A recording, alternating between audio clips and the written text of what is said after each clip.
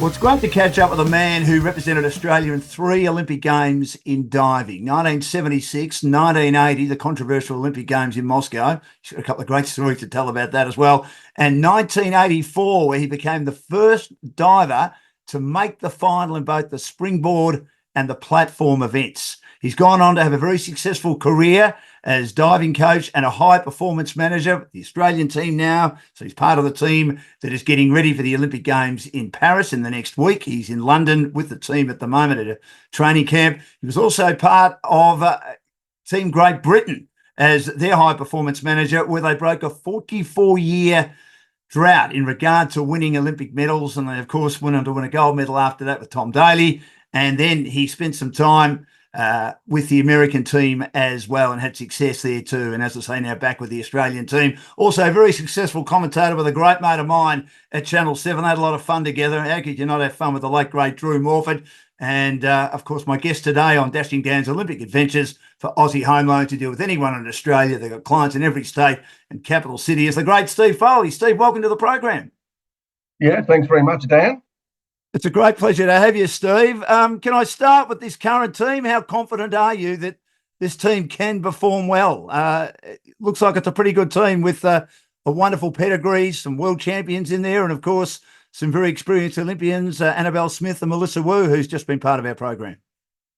Yeah, as you say, it's a good mixture, isn't it, of youth and experience. So I'm really excited, and I think one of the great things is they're all getting on well as a team. You know, it's not always you put 9, 10 people together and they all gel, but this is a pretty unique group that we're with.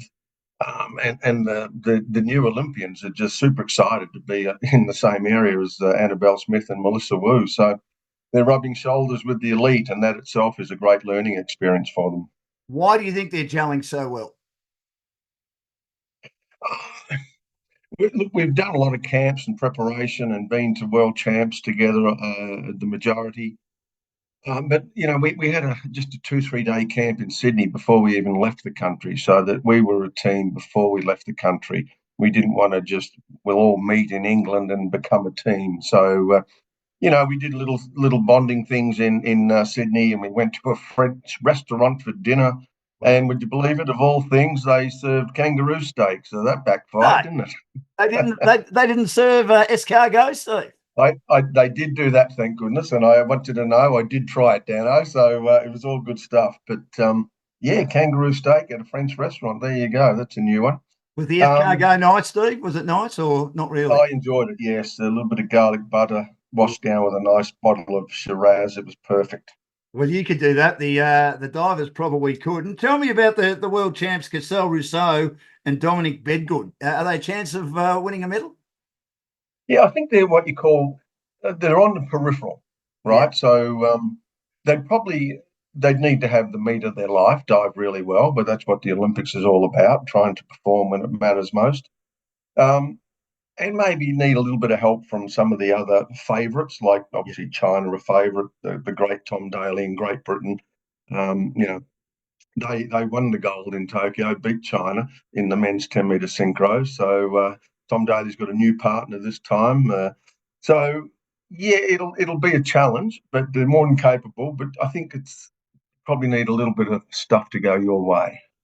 Well, that's often the case, isn't it? But they're world champions, so they'd have a lot of self-belief, wouldn't they?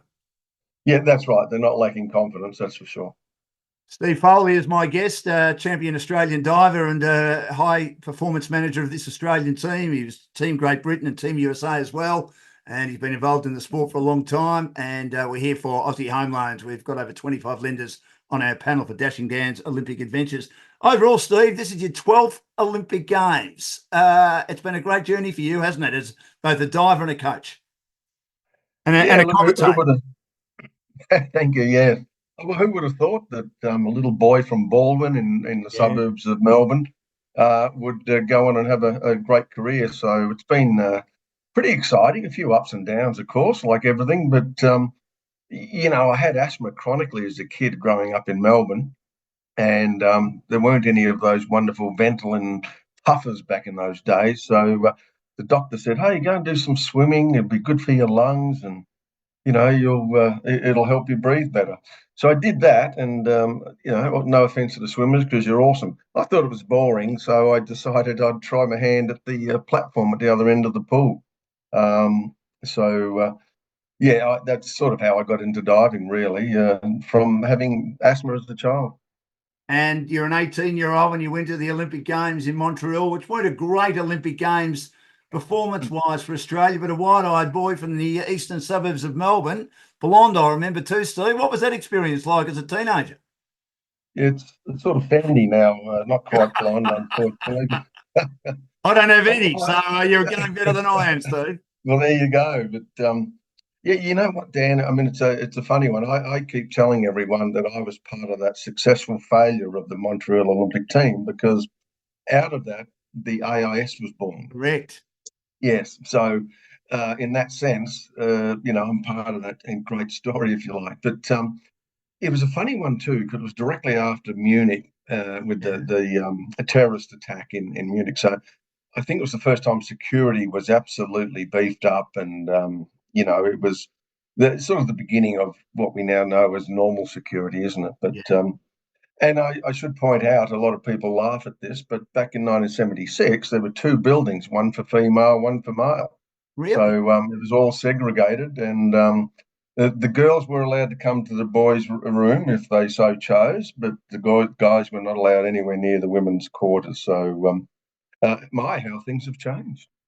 What was the experience like being part of that team, even though you didn't have a lot of success? I mean, just being in Olympic Games, what did that mean to a teenager from Yeah, Melbourne? look, like everyone, you have dreams, don't you, before you go? And there weren't many what you call international competitions. So really, that was my first major competition at the senior level. So when you walk into something like an Olympic Games, it can be intimidating, and it's also a little bit overawing because suddenly you're on the diving board with these people you've read about or watched on the old Super 8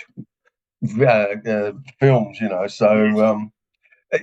it was highs and lows, you might say, because uh, I'll never forget the diving used to follow the swimming events. So the swimming finals might finish at 9 o'clock at night, and then about 9:30, 10 o'clock, the diving would start. And I remember doing my last dive at like 2:15 in the morning, so well past an 18-year-old's bedtime. So it's amazing even how the Olympic scheduling and programs have improved and changed, and it really is just it's a real sporting event now. Whereas I think back then, there wasn't a lot of TV coverage either. I remember I think ABC at the time showed some highlights, but of all things, it became the Moscow Olympics where media became really big. I remember Peter Longman, a former boss of mine at the ABC. He was big on Mm. diving in Brisbane because obviously that's where it was centralised. I'll get to that soon. I've spoken to Melissa about the program being centralised for a while, but he used to do either a highlights program or even a show on diving, whether it might be the National Diving Championships. And that was my first memory of diving, probably in the late 70s, in between those two Olympics, Steve. Right. Yeah, no, it was. And, I remember thinking I was probably lucky in my career because there was actually some TV and they had our national championships on TVs. And obviously I was winning at the time. So, you get a little bit of publicity. But of course, one of the big things, and I'm not digressing too much, but we had a superstar in the world of diving by the name of Greg Louganis, who Yes. just about everyone's heard. And I think once you have a superstar that attracts people that they didn't care about diving, they wanted to watch the absolute best. Diving, to me, he became the impetus of why diving got a lot of international world coverage. And it really, Greg Louganis, I think, changed the TV audience of diving. Former champion Australian diver who was the first diver to make a final in both the springboard and the platform at his third Olympic Games in 1984. And now he's a high performance manager of the Australian team, getting ready for Paris in a week or so's time. Steve Foley's my guest on Dashing Down to Olympic Adventures for Aussie Home Loans.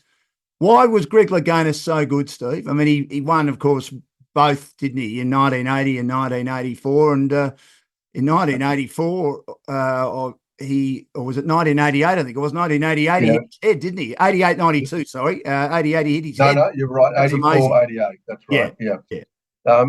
And you know what? Look, in '84, I think we saw Greg Louganis at his what I call his physical prowess. He was powerful on the springboard. He was athletic on the platform, and he was also doing what was at the time the hardest dives known. And he could do them at that time for eights, whereas other people were trying them and just happy if they landed on their head and not their back. You know, he was just setting the bar that now the world have followed and caught up with. But in '88, though, when he hit his head on the board, as you said, Dan, we saw Greg Louganis at his mental prowess, toughest. You know, he still had two dives to go in the preliminary, and they both sort of reverse direction spinning dives, which is what he just hit his head on. And I remember I was sort of commentating. I said, "Well, expect this to be down the swimming pool end. It won't be anywhere near the board." But oh no, not Greg. He stood it right up over the board and gave everyone a scare again. But I think he managed to qualify in fifth with virtually a failed dive, which is incredible. And then the next day he came back with a few stitches and won the gold. So um, you know, that was the mental toughness side of it because, you know, some people wouldn't even get back on the board and call it a day, but not Greg. So, yeah, there's no doubt, like all great athletes, that inner will is incredible. I mean, he would be one of the greatest we've seen, but the Chinese have sort of dominated since then. I mean, they've just taken the sport to another level almost, haven't they, without taking anything away from Greek, Steve? No, correct. And, you know, I remember back in when I was obviously coaching and we took a team to China. On the wall of their national centre was pictures of Greg Louganis doing his hurdle, and it had Chinese writing underneath. And I asked, what did it say? And it said, "This is the perfect hurdle," and that's really the jump you do before you land on the springboard. Um, so they, you know, they weren't silly. They were studying the world's best and what you had to do, and as you say, they've then taken it to another level, and they're quite incredible what they're doing now, and. Uh, you know, I think you've got to give them a lot of credit too, because they have absolutely raised the world standard. You know, back in my era, you had the US and someone was quite good from Italy or someone was okay from Mexico. But now the world, like Malaysia, can win Olympic medals. It's phenomenal what China have done for the sport. Sort of put it on the map in a lot of ways, even more than it was. I mean, it was just dominated by a Yep. few countries, but as soon as China came along, other countries have got interested in Australia, become better, and even a country that you're heavily involved in, Stephen, you've got to get a lot of credit for this. You went over as the high performance manager. Was that even more of a highlight than diving itself by breaking the 44-year drought in ensuring that Great Britain won a medal under your tutelage? Oh, look, it was certainly a highlight, and it doesn't matter what country you're in, and even though you're an Aussie, you commit to the job and the country, and you give it your best. And I think, if nothing else, it was just to try and point them on their way and give them that belief, you know, because as you say, they hadn't had a medal for 44 years, and if you go back to Sydney Olympics for Australia, we hadn't won a medal for 76 years. Dick Eve was the only gold medalist ever back in 1924. And everyone kept saying, well, when's diving going to break the 76-year barrier? And they did in Sydney when they got two bronze medals in the synchro events. And then since then, Australia has won a diving medal at every Olympic Games. That's pretty amazing when you look at that. So, yeah, look, it was just nice to be involved with Britain and turn it from you know, a bit like the old days when I dived. It was fun. You had a job. You had to go to uni or whatever. Your coach was a part timer. He had a job into a professional sporting body, if you like. And now, as you say, it's world class. And I think they're ranked second in the world behind China at the moment, Great Britain. So it was just exciting to, if you like, try and launch it in the right direction. You know. So I enjoyed the challenge. That's probably the best thing.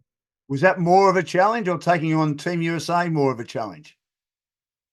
I think Team USA, because with Britain, I felt like I was starting from scratch, if you like, and you can only go one way in theory. Now, US hadn't won a Olympic diving medal for 2 Olympics, Athens and Beijing. They come away empty-handed. And so suddenly they've said, look, what are we going to do? Because they don't like really getting foreigners, but they reached out and said, look, we've seen what you've done with Britain. Can you come and give us a hand? So that was a real challenge because it's a very different sporting system with the colleges. And, the colleges employ 90% of the diving coaches, not the national body. So therefore, you don't have, if you like, a little bit of ownership or control of the coaches. The colleges do all that. So it was, I had to think out of the box a little bit and work on how I could make it work. But, you got to love we often think they're a bit cocky and all that, but their self-belief that, come on, we're the best, we can do this. It can be quite infectious, though, but you have to get it in the right context. And I said to them, well, they were telling me when I arrived, we've got to beat the Chinese. And I said, well, before you do that, you need to beat your bloody neighbours, Mexico and Canada, because they're winning Olympic medals and you're not. And you haven't paid attention to Australia or Britain or Germany and all these other countries that get government funding now. So it wasn't that they weren't any good, but other countries got way better and they weren't paying attention, and they're so focused on, we've got to beat China, they couldn't beat, 7 of the other countries involved at the top level. So it was more a case of, I like to think, just a bit of education and took a little bit of pressure off them on this expectation, because they're very outcome focused. We are the best, we're going to win, which is good, but also a deadly trap, because, you're better off thinking of the process rather than the outcome. A good point you bring up, Steve. I just don't think it's in sport, but I mean, I've got a lot of relatives in America and I love the country itself. I'm a bit concerned about which direction it may go, but we're not here to talk politics on Dashing Dan's Olympic adventures for Aussie home loans. I think you know where I'm going with that. But it's all about America, isn't it, for a lot of Americans? They don't think outside the square much, do they? No, and I think that's probably where I had a victory, really. It just made them look at a bigger picture, if you like, rather than just themselves. And it was funny. I remember, and that's one of the great things about the US. Just before London Olympics, I took them to the Walter Reed Memorial Hospital, and it's for the wounded soldiers. And so, here's someone the same age as 22-year-old, 23-year-olds who've stepped on a landmine and lost their legs, and they're learning how to walk again with these titanium legs. And it was fascinating, and it was all aimed to show them that is real life. What you are doing at the Olympics is fun. What are you complaining about? So it changed their focus, and I'd like to think it worked, because they went on and got 4 medals. So, but things like that, the wounded, so impactful. We had coaches in tears, and I was all choked up, because you're just seeing these young men that they're still so passionate about their country, and they're learning to walk and titanium. It was really fascinating, and I think it was powerful that it just put the Olympics in perspective.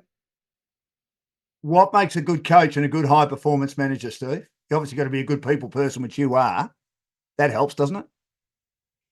Look, I think so. I agree with that. Although a lot of people won't always say I'm a good bloke, but we don't care what they say. You're a good bloke. Yeah.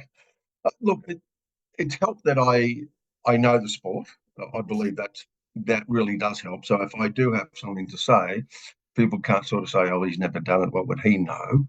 So I think that just gives anything I may want to say that little bit of credibility. But it doesn't matter. You're right. A good a leader. I think you have to be a leader, and I often think a really good leader is someone who listens.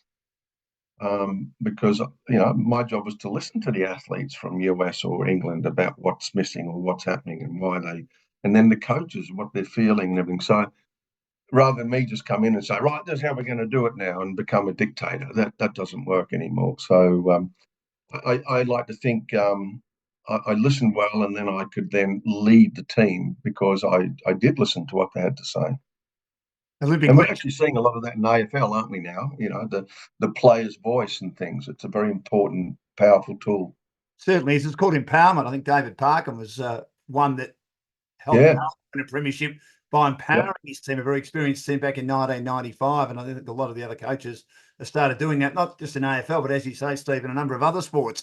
Steve Foley is my guest. He's a legend when it comes to diving. He's going to his 12th Olympic Games as either a diver. He went to 3 as a diver. And he's 9th as either a high performance manager, a commentator, or a coach, whether it be Team Great Britain, USA, or Australia. And we're here for Aussie Home Loans for Dashing Gans Olympic Adventures. They've got over 25 lenders on their panel. Can I go back to your diving days? You went to your first games at the age of 18.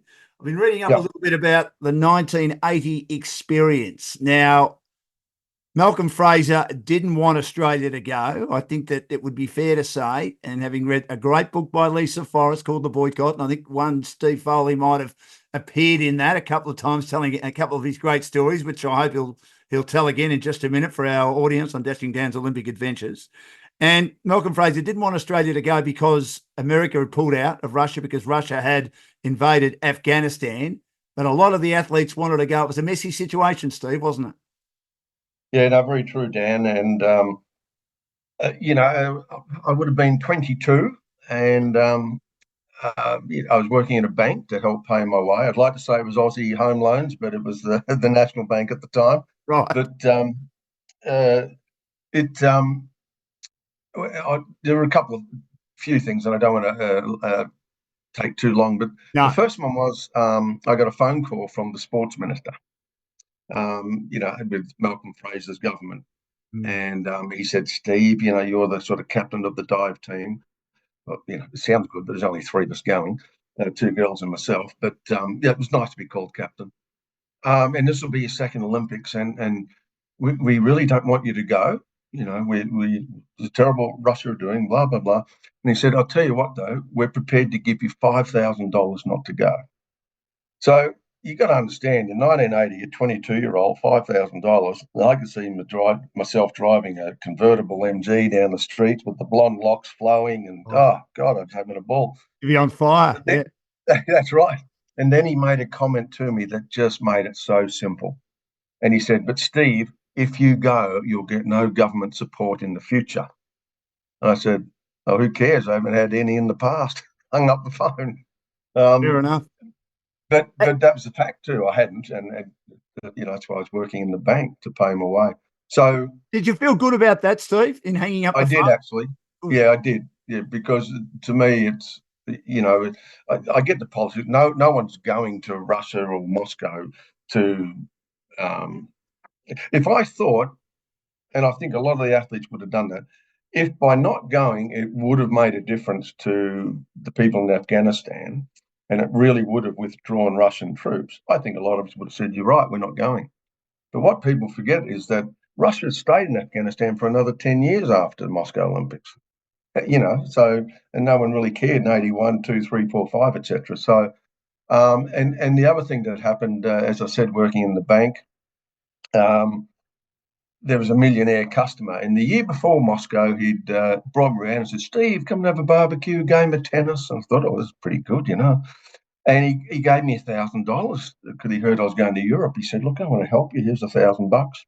And I thought, "Oh, that's very kind of you." I hope the tax man's not listening. It was a long time ago. Anyway, then in 1980, he invited me over again for a game of tennis and a barbecue. I thought, "Oh, God, it might give me another $1,000. This is great." And he said, "Stephen, as you know, I was born in Poland, and Russia invaded Poland. You must not go to these Olympic Games. You must go to the press. You must do a big speech. And if you do, I will pay for every diving trip in the future. But if you don't, I will close my account." And I'm like, "Oh, my God." But, this is this 22-year-old, like, all I want to do is dive. I really thought he was going to close his account. But I said to him, "I appreciate it. I don't condone what's going on. But no, I'm not prepared to become a spokesperson for Poland." And anyway, the good thing was he didn't shut his account, thank goodness. But, the pressure we were under to not go from just people in the street, a customer at the bank, the government, it was an ugly time, and we had to sneak out. There was no fanfare. You weren't allowed to wear a uniform. You had to look like Joe Blow getting on a plane. So it was when you look back, it was a kind of a sad, horrible Olympics that way. But it's still a great experience, and yeah, it's things have changed a little. But yeah, it was sad. And look, some people took the money, and good on them. But I understand that. And some of the bigger sports couldn't go because they relied on government funding. Yeah, I think like equestrian and sailing and things like that never went. Hockey was another one. I mean, they thought they Yeah, could. you're right. That's They right. were red hot. That team. Yeah, You ask Rick Charlesworth. I tell the story a that's lot. right. They were red hot. They just missed out in '76. They won a silver. That Correct. team had developed for 4 years, hadn't lost a game, apparently, the men's team. The women's team was pretty strong. First ever Olympic Games for women's hockey.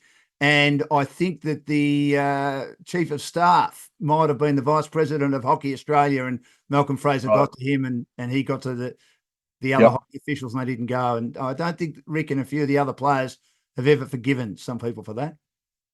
No, and look, I've got a lot of friends in America, and obviously when I went over to America and caught up with a lot of them when I was working there, there's a lot of the coaches that they're now coaches, but their one and only Olympics was Moscow, Really? and they never got to go. So, and there may be some Canadians as well because they didn't go. So, yeah, it was just. I think at the end of the day, it was just sad because politics was trying to rule the world of sport.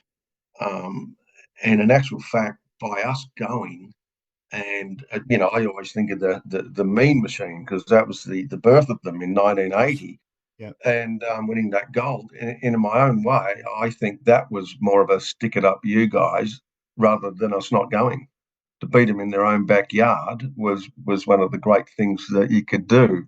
A bit like good old Jesse Owens way back in Berlin in '36. So I think in actual fact you can make more of a statement by going and performing and maybe beating them, than not going. Were you happy with your performance in 1980? I know Valerie McFarlane, who became Valerie Yep, Beto, or Valerie Beto, Valerie McFarlane, of course. She did really well in her two events. She made the final, so she was that's magnificent. right. Yeah, well, she was the first Aussie diver to make the finals, and I was the first male diver to make both the springboard and platform. So we had a great career together, and but she was terrific in Moscow, and they changed a few rules because of the boycott, and instead of a top 12 final, it became a top 8, and you're allowed 3 per country instead of 2 per country. Although I think it had been 3 in Montreal. So, and I found myself in 11th place, just outside the finals. But ahead of me were 3 East Germans, and it was, put it this way. And you never want to criticise judging because at the end of the day, you've got to dive good enough they can't hurt you. But there's no doubt that Russia and East Germany were well rewarded from the judges. Really? So I actually thought I should have made the finals, and a few other people thought I did on my performance. But at the end of the day, I think the main thing is, and I always say that to my athletes, I left that pool knowing I'd give it my all, and I was really happy with my performance. And the judges determined where your placing is in the end. But the main thing was, and it was very close. There's only a smattering of points between myself down to about 7th or 8th, I think. So it was all good though. Good experience from that point of view, and it probably made me more determined to set it right for LA. I believe that you got out pretty quickly. I mean, there wasn't much hanging around or much partying, was there? It wasn't that sort of atmosphere, was it? But no, very true. I was actually in the food hall having lunch with John Semegi, who was a rower that, a rower or kayaker? No, Kayaker, I rower. think. Kayaker, Yeah, yeah. kayaker, sorry, yes. And he got the silver medal. Mm. And he got to carry the flag for the closing ceremony. Well, actually, the Olympic flag, because you couldn't carry the part of the boycott thing. You couldn't have Australia's flag. So one day I'm having lunch with him, and the next day I get on a plane to go home. And I get home and I turn the TV on to watch the closing, and there's the Maggie. It was kind of surreal. But you're quite right. We had to go home virtually the next day. You finish competing as part of the. I think those were little agreements the AOC did with the government that we have an Olympic flag, not play any Australian national anthem. We had the Olympic anthem, which was a bit sad for the teams that won. And you had to come home pretty much when your event finished. So there were still a few, if you like, I think concessions that had to be done for us to go. But full credit to the AOC, because I dare say that was a tough time for them, because they would have been really under the pump from the government not to go. Now, Steve, obviously 1984, you felt there was unfinished business after 1980, and you performed brilliantly. Did you know that was likely, even though you were still in your mid-20s, going to be your last Olympics? Yeah, it's a funny thing. I wasn't positive, but you got to remember back then, even though the AIS had started, diving was not in the AIS in '84. So we were still. What I did is I decided I'd work two jobs.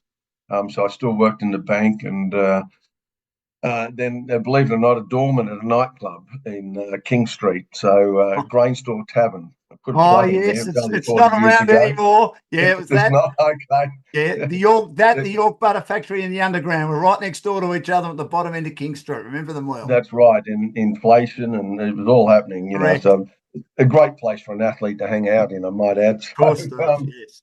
Yeah, so they were terrific. They just helped me, and but there was there was a band there that used to come and play Thursdays and Saturdays. And Thursday night they had a brass section to go with their music, and they said, "Foles, we hear you're going to the Olympics and you're going to train in America and really prepare, and we'd like to help you because it's all self-funded back then."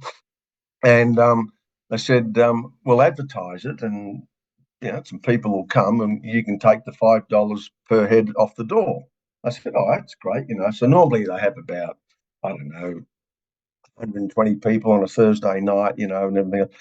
Bugging me dead, 550 turned up, and Really? everyone was squished in. Yeah, I didn't know I had so many friends, but so it was amazing. Yeah, so and they honoured their agreement. Here's a bit of money, and yeah, it really helped me. So I went and trained in Miami, actually, because LA was going to be outdoors, so it's important I trained outdoors. And I just, my coach was fantastic, but he still had a 9 to 5 job himself. So I just needed to dive a bit more in a full-time program, et cetera, et cetera. So, yeah, as you say, I was really determined that, okay, I'm going out on a high if this is to be it. You're never really sure when it's it. But after LA, it got to the point that I suppose you could say, what do I do with my life? Am I going to stay in the bank, or do I want to go back to university, or what are you going to do? So, I was probably, like all athletes, question time. What's your next step in the journey? And for a little while, it was commentating with the great Drew Morford. What was that like? Oh, mate, he's unbelievable, isn't he? I mean, you know what? He just puts you at ease, doesn't he? He's such a master, absolute master. And I think the biggest thing he taught me was just be yourself, because that's what Drew was. Drew was himself, and boy, does he have some jokes, and he was quick-witted, and look, I got to tell you, Dan, I don't know how, but we just gelled, and it was so much fun, and we're probably a bit risque here and there, but you could get away with it, I guess, in that era. But he was just a master. And he never. I think it was really important that he never thought of himself as a diving expert. So he didn't try to pretend he was, and that's the great thing about Drew. You're the expert, Steve. You bloody talk about that. So he just didn't overstep, if like, his mark. But yeah, he was just so much fun, and we had a ball, and yeah, it was. And we were friends ever since, and right up to his death, which was very tragic. But it just you don't get anyone more professional, but more natural. He was just, he just put you at ease. If you're going to be nervous doing your first TV gig, go and do it with Drew Morford, because the nerves went straight away. He just put you at ease. Were you worried he was going to swear on air, Steve? Because he certainly swore a bit off it. He did, didn't he? Yeah, he had his hand on the button quite a lot, just in case, I could tell. But look, I don't know if you remember, but at Sydney, we got asked to do put a diving commentary on the mascots. Oh, yes. Floating off 10 metre, right? But the competition was, see who could make the biggest splash. And of course, you've got Millie and Ollie and Sid just floating down and hardly a ripple, And then they had Fatso, the fat ass wombat, for those who can remember.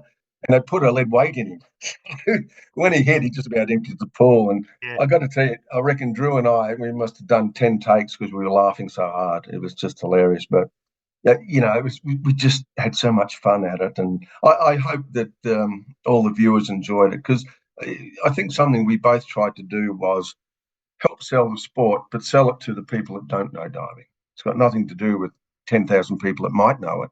It's to do with 10 million who don't, and tried to make it, if you like, entertaining.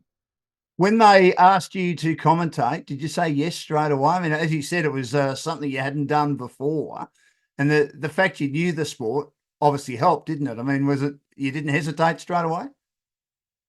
No, I didn't. It was funny, really. It was 1994. The world champs were in Rome, and I was there. And Bruce McAvaney and a few were there as well to cover the swimming more than the diving, because we had the great Kieran Perkins at the time dominating the world, etc. And Bruce said, "Hey, we're going to put a bit of a voiceover on the diving. Would you come and sit in on it?" And I'd known Macca, just I don't know how, but I had a little bit. And so, yeah, I sat and did a bit with him. And then it was probably after that I got a call from Seven in either late 94 or 95, just saying, we'd like to put you together with Drew at the Atlanta Olympics. So that was sort of the one. And then I did Sydney with Drew. So it'd be fair to say, no, I didn't hesitate, because at the same time, too, I was going in a transition from the national head coach after 11 years to a state institute to help start up that. And then, it was just, I don't know, a lot of different progressions in my life, but I really enjoyed the commentating for sure. Steve Foley is my guest, star diver and diving coach and high performance manager. And we're here for Aussie Home Loans for Dashing Gowns Olympic Adventures. Their areas of expertise include pre-approval, first home buyers, equipment loans, car loans, and personal loans. Was it always something you wanted to do, Coach? Yeah, it was for some reason, Dan. I'm not sure why, but I remember as a kid we had a trampoline in the background, and the neighbours and people wanted to come in and have a bounce and a play, and I found myself teaching them how to do a somersault. So I just sort of had that inkling to go into it. But I think also because I spent a lot of time back and forwards training in America, and I actually trained alongside Leganis for several years as well, and I just felt at that time I learnt so much that it'd be silly not to put something back in. And I was very fortunate that, as you're aware, just after LA Olympics, diving did so well with the team of four. Everyone made finals. The AIS put diving into its program, which kicked off January '85. And they asked me to come and help start it with a legendary coach from Western Australia, Bruce Prance. So the sort of thus ended my bank career and my doorman challenge, and ended up becoming a coach. But I just enjoyed it because I really wanted to put back into it. Are you a fan of, and I'll ask Melissa this, centralised programs or decentralised programs? What do you think works better? Look, it's a tough one. They've both got their pluses. How's that? We had a centralised program in Brisbane, as she probably told you, for a long time there at the AIS. But, we're an early specialisation sport, and sometimes we get some 14, 15-year-olds like Charlie Petroff in Victoria, who won the Commonwealth Games with Melissa in Birmingham. You can't just say, right, 15-year-old coming to Brisbane and pack up your whole life, or hope mum will come, or that's where it's really disruptive. Leaving home in a big country like Australia is very challenging if you're under 18, and it can still be challenging after 18. But I actually think the hardest part is, and it's rampant in every sport, just because you put a couple of coaches in power, you don't know that it's going to work for them. Melissa gels with her coach Chava Sobrino in Sydney. It's a bond that you can't duplicate, and I think that's really important. That it's all about, in some ways, the coach and athlete's relationship. Now, when you have a centralised program, you say, right, we're going to put these three coaches in charge. There's no guarantee that any of those three will even work for the athlete. So therefore, it's a negative move, really. With the synchronised swimmers, though, it's probably important they're in the same state if they're going to be That's correct. decentralised. Is that right? Yeah, no, definitely. We're looking, how do we do that better leading into certainly LA, but Brisbane 2032? Because it's interesting at the moment, we've got Annabelle Smith in Melbourne and Madison Keeney in Brisbane, and then Cassio Russo in Brisbane and Dom Bedgood in Melbourne. And they're our two synchro teams going into Paris. Right. So it's a bit unusual, but having said that, we get camps, bring them together, we send down to Melbourne for a week, or you come up to Brisbane for a week. But a lot of it is also, the important thing about synchro is, can you match each other's quality of dive? It's no good like, Leganis can do a dive for 10 and I do it for 7. That's not going to quite match in the synchro. No. So it's getting that compatibility, and so it helps to be in the same pool and we bring them together. But if you've got quite often, your best two individual divers will make your best synchro divers anyway, because the quality of dive is very similar. But yeah, you're quite right, Dave. It's in our plan to, where possible, bring them together in the same facility. Now, I know you weren't part of the Australian team when this happened, but Chantal Newbury was a superstar at the 2004 Games. She won a bronze medal in the synchro. She won a gold medal in the individual. She starred at the 2006 Commonwealth Games as well. I spoke to Melissa Wu about that on Dashing Games Olympic Adventures for Aussie Home Loans. And then she's had her struggles in her life after that.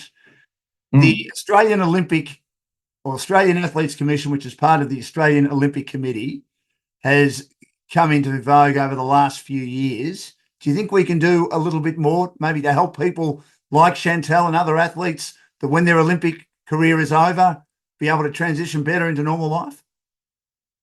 Look, I think so, Dan.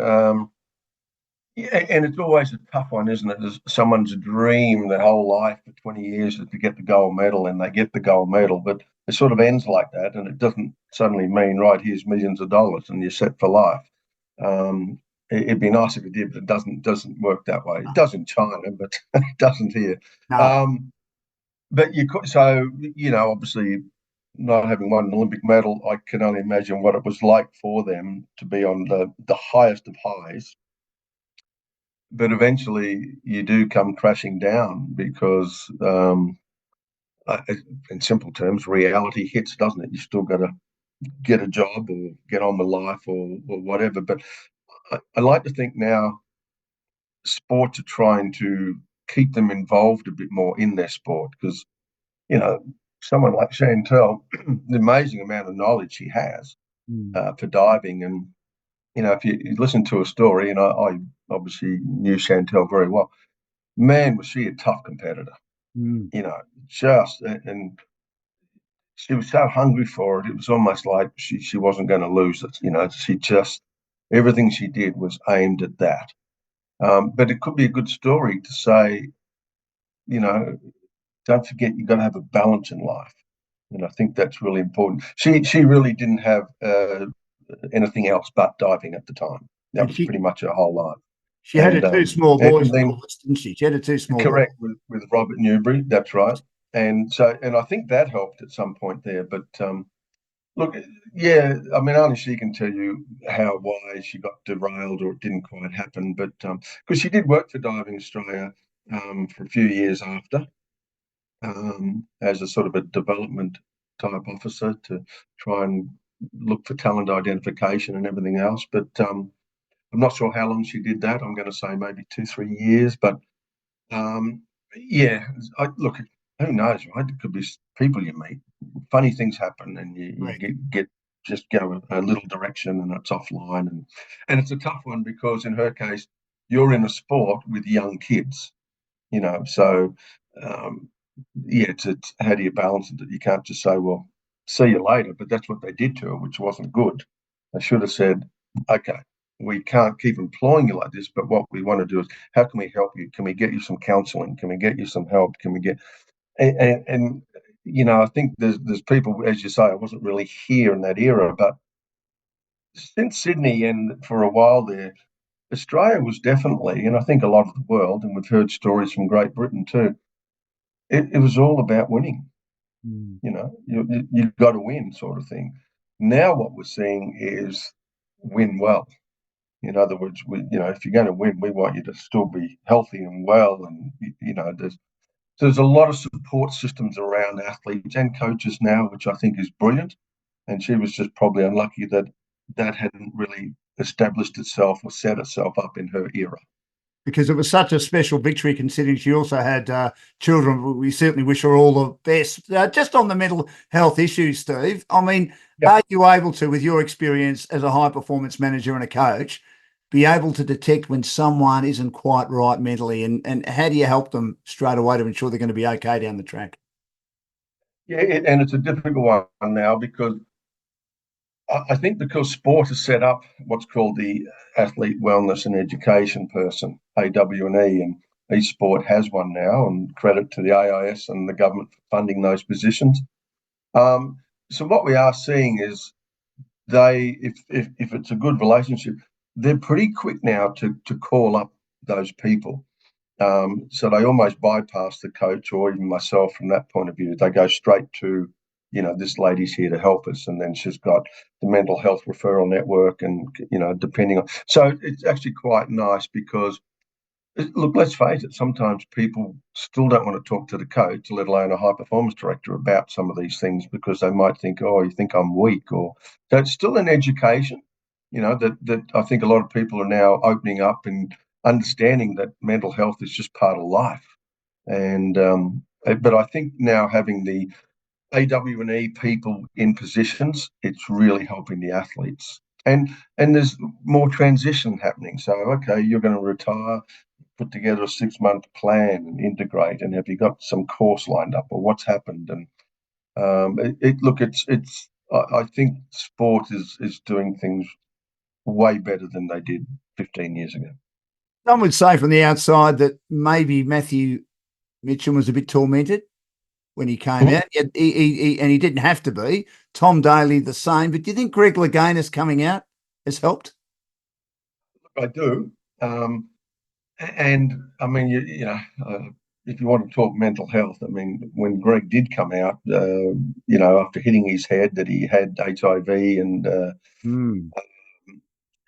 his boyfriend had died from AIDS, and it was his was the brutal era because this was the late 80s. Yes. And, and that sounds awful, but people are still a little homophobic, and you're not meant to talk about it or open up about it the way we're all very comfortable now, sort of thing. So it was a tough era for him. And I do think it definitely helped Matt, because Matt was very clever. Mitchell, he came out and said it even before he went to the Olympics, So I thought that was very good. And of course, Tom Daley was very clever how he did it. And I just think we're all I like to think we are more acceptance now of it, and it's fascinating. Some of the greatest divers in the world are gay, and part of that is because of their incredible. It's sort of like their artisticness, They just look. They have a different flair to them. It's fantastic. So, but I do think Greg was a pioneer in a tough era, and and it's funny you mentioned Matt Mitchum. He's living in London, so we brought him in for the camp for a couple of days, and he just spoke to our athletes at lunch today and showed his gold medal. But he was very open too. He talked about some of his mental health problems and issues, and I think that's just good for this generation to hear. You might be an Olympic gold medalist, but the chances are some of the baggage you got's worse than other people, sort of thing. There's no easy ride to the top. Do you know Greg Louganis well, Steve? What sort of bloke is he? Yes, I do very well, actually. He was when I went to America, he sent me an email. I said, it's about time he got some brains here. So he was quite funny. So it was a classic. So, I actually went and visited him in Malibu. So he's doing all right, wasn't he? Malibu, very nice. Yes, very nice. And I had a chat with him, having a coffee, and I said, mate, how the hell do I get you back involved in USA diving? And he said, just ask. And that just blew me away, that here was this guy sitting there and no one from USA Diving was asking him. Really? And I think some of it was still that stigma from his past a bit, So I got him back involved as what we called athlete mentor. Wow. So this is like 2009, 2010, and brought him to camps. And when he did a group speech, he turned into his guest speaker, Yes. and he does a lot of corporations. And whilst that's good, I don't need him to be talking to the athletes like, when I hit my head on the board and how I got AIDS and all that. I want to know how the bloody hell you performed under pressure. So we changed that from his team speech to, you were going to go visit these designated programs where our best divers are, and you're going to sit on pool deck with the coach and the athlete and chit chat. And that was just powerful stuff. And I think he had a little bit of input on David Dyer from the USA winning that gold medal in London. So yeah, and having Matt here was really important. I mean, there's just so much knowledge out there. Why we don't tap into it enough is a bit beyond me sometimes. And just before I let you go, we've sort of gone in a number of different directions. It's great having you, Steve, on Dashing Down's Olympic Adventures for Aussie Home Loans. When you made the final in those two events in 1984, how satisfying was it? And did you realise how big an achievement it was at the time? I'm not sure about how big the achievement was, because that, this was all for me, right? You got to do it for yourself, and I'd set that goal.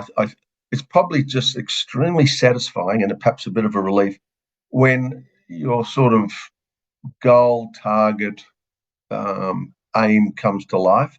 Like, don't think I didn't want to win a medal, but in some cases you've got to be realistic. No one was going to beat Greg Louganis. China were at their first Olympics and they were sharing some of the medals with the Americans, And so, I can look back and say the top 5 or 6, I don't know if I've ever beaten, but or fifth, but sixth, seventh, and I was eighth, and so you kind of, a bit of luck here and there. You might have got a sixth instead of an eighth, but to me, it was all about the performance, and it's like everything. You've got to start somewhere, and once, particularly in that Olympics, everyone made the finals. The next step is, and then the AIS program started. Right now, how do we gear this professionally towards winning medals? And it does take time, and it did take time. But once the breakthrough came, we're still winning medals. So, it's probably like what the Kangaroos are going through at the moment. But you can see them taking important steps, and okay, they've only won one, but they were so close to a couple of upsets along the way, and so you can see the steps they're taking. That that Olympic gold medal may be around the corner in 4 years. Are you North Melbourne Kangaroos man, Steve? No, I'm actually the Carlton Blues, mate. Yes. So I've got a few mates that used to play back in the day. Rod Curly Austin was actually the phys ed teacher at Melbourne High when I was training there and doing my high school. And Jeff Southby and I became good mates at the '82 Commonwealth Games when we had the exhibition. Yeah, so I just got to know a few of the guys, and when you're friends with them, you tend to follow their progress and cheer for the team. Have you had a night out with a few of them, like Mark Sellers, McClure, and Wayne Piggy Harms and those boys? If you have, you've obviously lived to tell us about it. Yeah, that's right. Yes, the liver's nearly shut down, but yes. we're doing all right, thanks. But yes, and you know what, isn't it great? And Dan, you get together with other sports, and the stories and the tales and the stuff that comes up is fantastic. And we know it was a bit of a different era because it was, not as professional and no government support and a whole lot of different things. But I think the great thing is, you just, if nothing else, apart from learn, you do get wise, and it's just all these little experiences you gradually have, and you put them together 20, 30, 40 years later, and yeah, you become wise, and you just hope you can pass it back into the sport to help some of these people and their pitfalls that they can hopefully miss out on. And but like Vossi's doing a great job with the Blues, and there's so much respect for him. The guys look up to him, and they all know what a great player he was. Again, you can see the camaraderie, the belief, and the cohesion, and what I was talking about before. It's no good if you've got a coach here that they're not gelling with. Now, And you can see it with Vossi. I think they're really gelling brilliantly. now, Steve, Melissa Wu, as I said, we've had her on a bit earlier on Dashing Games Olympic Adventures for Aussie Home Loans. Five-time Olympian. What a career it's been. Is she a chance of carrying the flag at the opening ceremony? I know she carried the flag at the opening ceremony in Birmingham in the Commonwealth Games in 2022, but it'd be a great way to finish it, wouldn't it? If this is the last one. Yeah, look, it'd be a fairy tale. And, look, there's quite a few going to the fifth Olympics, a couple in the basketball and I think hockey and everything else. But certainly for her in an individual sport and what she's done and achieved is quite phenomenal. So, in my humble opinion, she's very deserving, and it would be a great reward for her. But as I say, there's so many other great candidates too that we'll see what happens. But yeah, I think put it this way, you'd think her name's in the list anyway. And without putting too much pressure, I mean, Australia have won a medal at every Olympic Games, as you touched on earlier, since 2000. Are you confident that record will stay intact? Always confident, Dan. Look, well, exactly. But we keep talking to them. Expectations is a horrible thing, and what we try to do is not smother them with, "Come on, you can get a medal." We continue to talk about trying the process and just go out and do your best and let it unfold. But what we do know is, day one, Annabelle Smith and Madison Keeney, they dive into women's 3-meter synchro, and they've been on the podium just about every event the last 6 months. So they could put us off to a flyer. That could, say, right, here's a statement, we're off and running, and that'd be fantastic. So I guess we'll know a bit more on day one. But look, elite sport, Olympic sport, any sport, it all depends on the day. We get all that. So the main thing is, I think our preparation's been superb, and having this camp here in Southend and then taking the Eurostar over, I'm looking forward to that. I think you can get a cocktail on it. I'm not sure, but Really? it's yeah.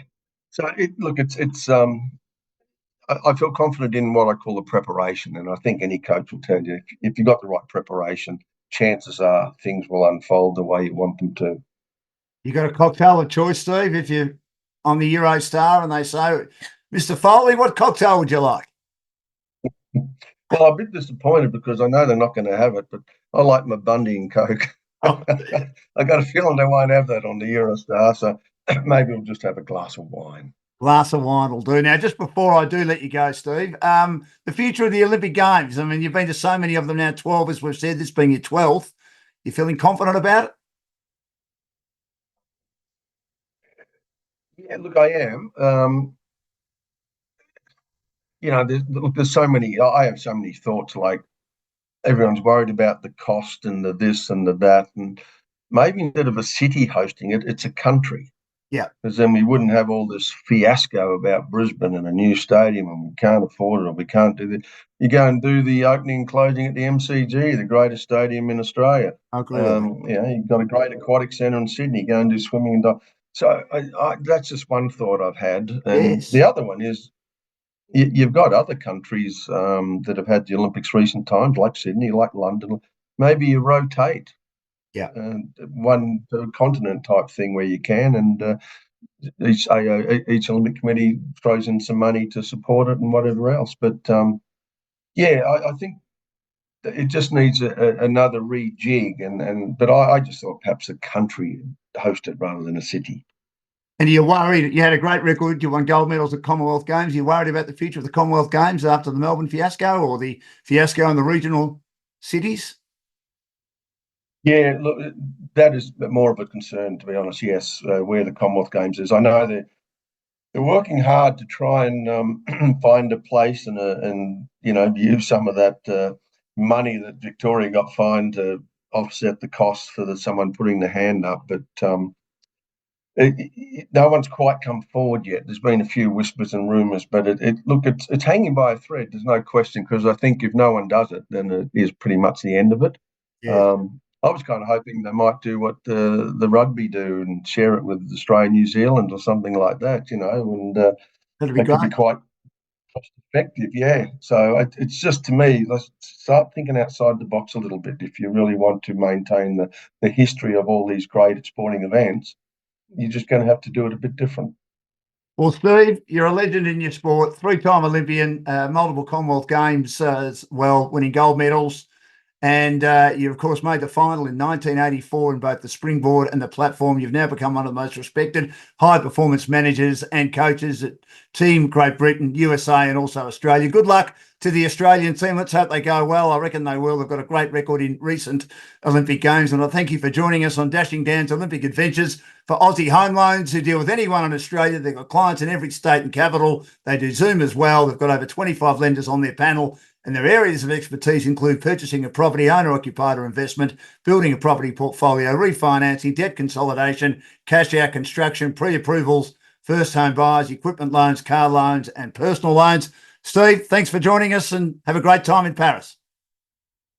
Good on you, Dan. Appreciate it. Lovely to talk to you. You too. Thanks, mate.